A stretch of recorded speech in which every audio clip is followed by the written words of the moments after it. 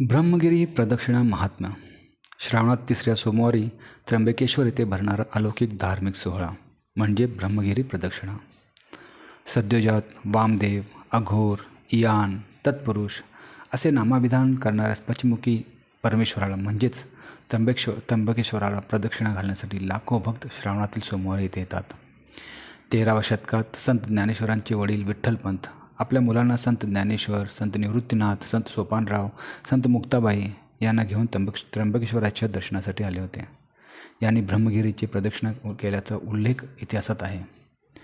पंच उष्य काल म्हणजे सुमारे पहाटे 4ला उठून स्नान करून कुशावर्तापासून अखंड शिवनामाचा जयघोष करत अनवाणी निसर्गाला त्रास न देता प्रदक्षिणा केली पाहिजे. ब्रह्मगिरी, हरिहरगिरी व ब्रह्मगिरी, हरिहरगिरी, अंजनेरी असे प्रदक्षिणेचे 3 प्रकार आहेत. त्यांचे अंतर अनुक्रमे 20, 30, 40 किलोमीटर आहे. यांचा उल्लेख त्र्यंबकेश्वर राज निवृत्ती विजय या दुर्मिळ ग्रंथात आहे. नामा म्हणे प्रदक्षिणा ज्याच्या पुण्या नाही गणना असे संत नामदेव ब्रह्मगिरी प्रदक्षिणेसंबंधी सांगतात. हो, ब्रह्मगिरी, हरिहरगिरी आणि ब्रह्मगिरी, हरिहरगिरी, अंजनेरी अशा 3 प्रकारच्या प्रदक्षिणा आहेत. त्यांचे अंतर अनुक्रमे 20, 30 आणि 40 किलोमीटर आहे असे सांगितले जाते. ब्रह्मगिरी प्रदक्षिणा ही प्रदक्षिणा सुमारे 20 किलोमीटरची असते. त्र्यंबकेश्वर शहरातील कुशावर्त तीर्थ येथून त्याची सुरुवात होते. भाविक ही प्रदक्षिणा अनवाणी करतात. ब्रह्मगिरी, हरिहरगिरी प्रदक्षिणा ही प्रदक्षिणा सुमारे 30 किलोमीटरची असते. यामध्ये ब्रह्मगिरीसोबत हरिहरगिरी पर्वताला देखील प्रदक्षिणा केली जाते. ब्रह्मगिरी, हरिहरगिरी, अंजनेरी प्रदक्षिणा ही प्रदक्षिणा सुमारे 40 किलोमीटरची असते. यामध्ये ब्रह्मगिरी, हरिहरगिरी आणि अंजनेरी या तिन्ही पर्वतांना प्रदक्षिणा केली जाते. या प्रदक्षिणांना धार्मिक व सांस्कृतिकदृष्ट्या खूप महत्त्व आहे. ब्रह्मगिरी प्रदक्षिणानंतर अंतर किती आहे हे मोठ्या आवाजात ऐका की प्रदक्षिणा सुमारे 40 किलोमीटर अंतरावर असल्याचे भाविक सांगतात. ही सगळी प्रदक्षिणा अनवाणीच केली जाते. प्रदक्षिणा श्रावणी सोमवारच्या आदल्या रात्री म्हणजेच रविवारी किंवा सोमवारी पहाटे सुरू होते. त्र्यंबकेश्वर शहरातील प्रसिद्ध कुशावर्त तिथून ब्रह्मगिरी फेरी सुरू होते. ब्रह्मगिरी प्रदक्षिणा श्रावण सुरू होताच सनातन धार्मिक पूजा आणि उत्सवांना सुरुवात होते. श्रावणात सर्वत्र एकच जप, ओम नमः शिवाय, ओम नमः शिवाय, ओम नमः शिवाय, हर हर महादेव. श्रावणात हिंदुस्थानातील ज्योतिर्लिंग धार्मिक स्थळी मोठ्या प्रमाणात भाविक दर्शन घेऊन उपासना आणि उत्सव साजरा करतात. हिंदुस्थानातील 12 ज्योतिर्लिंगमधील महाराष्ट्रातील एक श्री त्र्यंबकेश्वर ज्योतिर्लिंग मंदिर येथे श्रावणात मोठ्या संख्येने भाविक प्रत्येक सोमवारी महादेवाचे दर्शन पूजा करून तिसऱ्या सोमवारी विशेष ब्रह्मगिरी पर्वताभोवती एक प्रदक्षिणा 25 किलोमीटरची करून महादेवाचे दर्शन घेतात.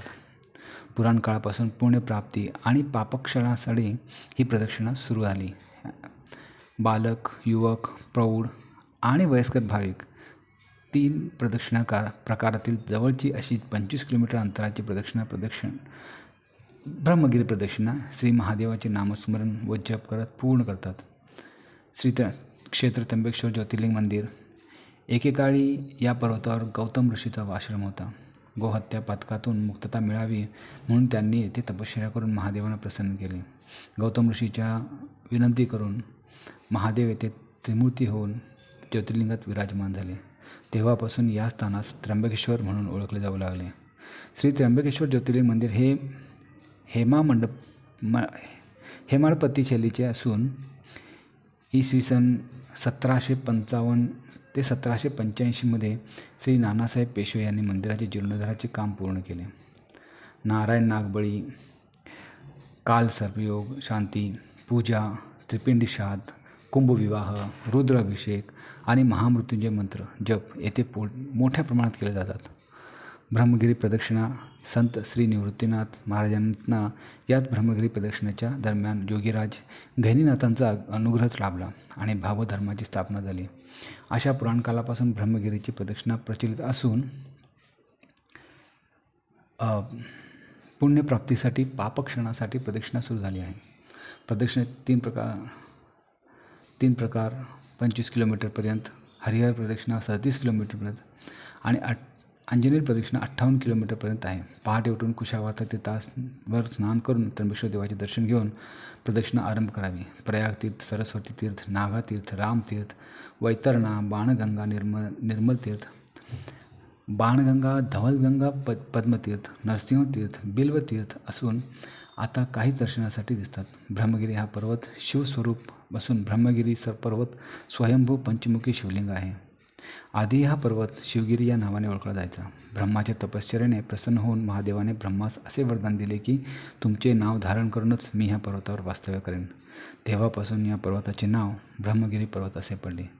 या पर्वताला एकूण 5 शिखरे असून त्यांना शिवाचे पंचमुख म्हटले जाते.